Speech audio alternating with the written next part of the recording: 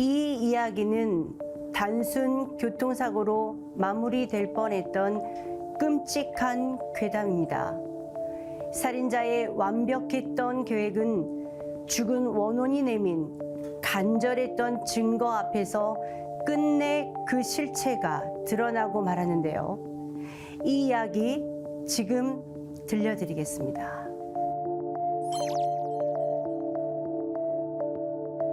명수야? 형. 저는 지인의 친동생인 명수 씨와 처음 인사를 나누게 되었는데요. 이분의 직업은 형사였습니다. 인사를 나누며 명수 씨를 보는데 명수 씨에게서 갑자기 발찌가 뚜렷하게 보였고 저는 불길한 느낌의 이 이야기를 꼭 해줘야 되겠다라는 생각이 들었습니다. 발찌 2개가 보여요. 발찌가 지금 담당하고 있는 사건에 도움이 될 겁니다. 발찌요?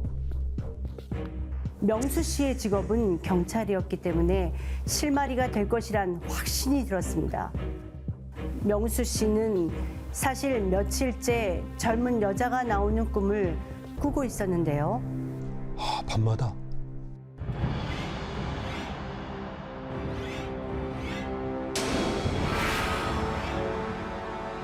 이때마다 이 여자는 계속 발찌를 보여주었습니다. 진짜 2개네.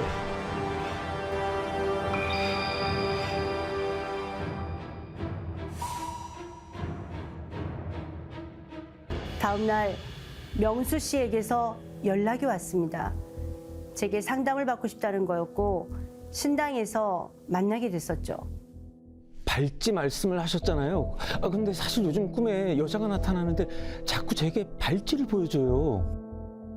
여기에 지금 하신 말씀을 그대로 써주시겠어요? 상담지에 쓴 글을 보니 명수 씨가 맡고 있는 사건에 대한 내용이 모두 보이기 시작했습니다. 그것도 아주 디테일하게요. 발찌에 대해선 알아보셨나요? 사실은 정말로 발찌가 있었습니다. 처음엔 분명 발찌가 없었는데요.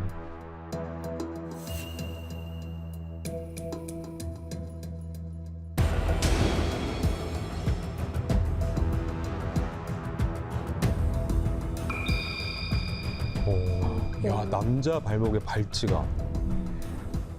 평범한 교통사고가 아닌 것 같은데요. 또 한 명의 시신이 있을 거예요. 사고 현장을 다시 찾아보세요. 샅샅이. 네? 아니 그게 무슨 말씀이세요? 한 명이 더 있어. 이후 명수 씨는 교통사고 현장을 다시 수색했고 정말로 그 근처에서 여자 시신을 발견하게 되었습니다.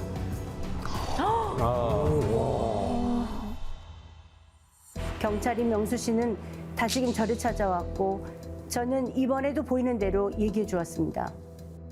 누군가가 고의로 교통사고를 일으켜 죽인 것 같은데요. 네? 고의로요?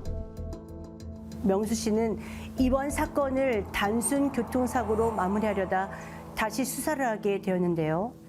그 결과 교통사고 뒤에 감춰져 있던 끔찍한 진실이 드러나고 말았습니다. 뭘까요?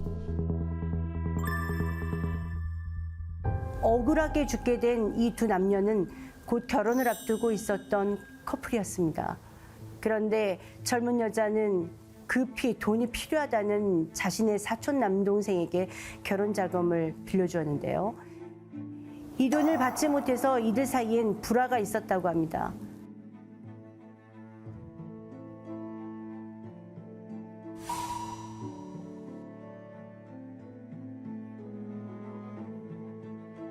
이에 앙금이 생긴 사촌 남동생이 CCTV가 없는 곳에서 교통사고로 위장한 끔찍한 짓을 저질러 이들을 죽인 것이었죠. 이야, 진짜 나쁜 사람이다. 이자는 사건 현장 근처 은밀한 곳에다 사촌 누나인 젊은 여자의 시신을 유기했습니다. 그런 다음 누나와 결혼할 남자의 시신도 유기하려고 했었죠. 그러나 이때 경찰 사이렌 소리가 들렸고 남자의 시신을 미처 유기하지 못한 채 달아났다고 합니다. 힌트가 되었던 의문의 발찌는 허무하게 죽게 된 젊은 여자의 어머니가 사준 것이었습니다.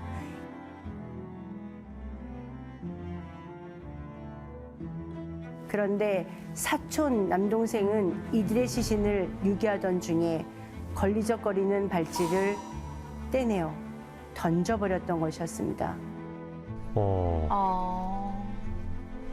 이번 사건은 금전 문제로 앙심을 품게 된 사촌 남동생이 벌인 끔찍한 범죄였습니다.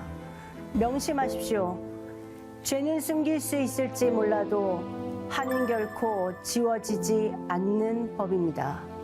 이 괴담은 평범한 발찌에 얽힌 어느 젊은 원혼의 처절하고도 간절한 외침이었습니다.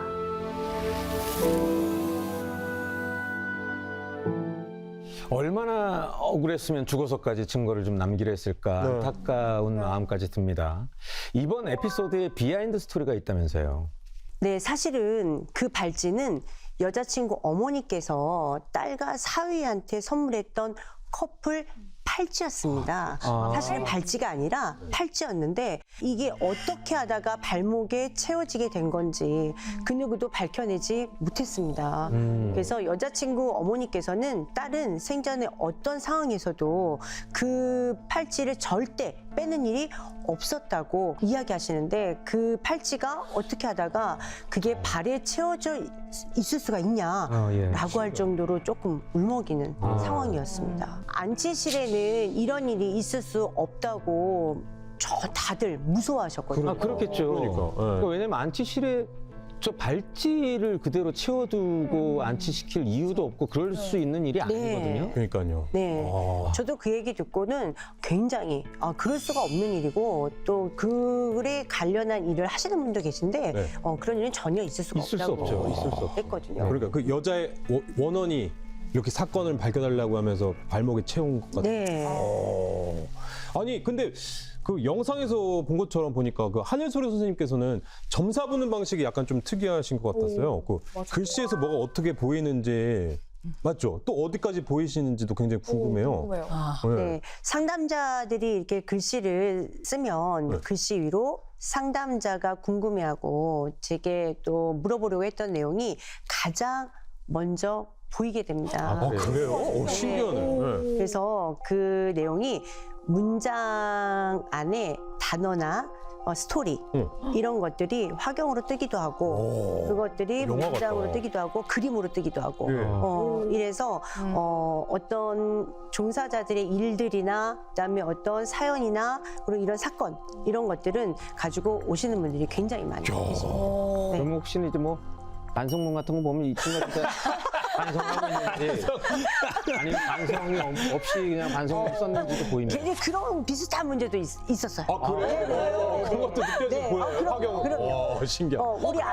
우리 아이가 지금 공부를 하고 있는데 이게 맞냐 안 맞냐 이런 거 가지고 우리 애가 이런 학습이 맞냐 이런 거 가지고 또 오신 그래요? 분이 있었죠. 네. 그러면 선생님, 이번 사건 외에도 뭔가 글씨를 보고 좀 다른 사건을 해결했던 그런 사례가 또 있으신가요? 조금 조심스러웠던 사건이 조금 있다면 여긴 좀 밝힐 수가 없는 조금 사건이긴 하지만 좀 약간 좀 네. 얘기를 좀 하자면 네. 50대의 여자분이 계셨는데 둘이는 굉장히 절친이었어요. 둘이는 되게 절친이었는데 그 절친끼리 또 너무 절친하다 보니까 또 싸우게 되고 이런 어떤 계기가 있어. 그러다가 하나가 죽게 되는 그런 사안이 생겼어요. 살인 사건인가요? 네. 실종. 네. 그런데 그거를 실종에 가깝게 묻어가는.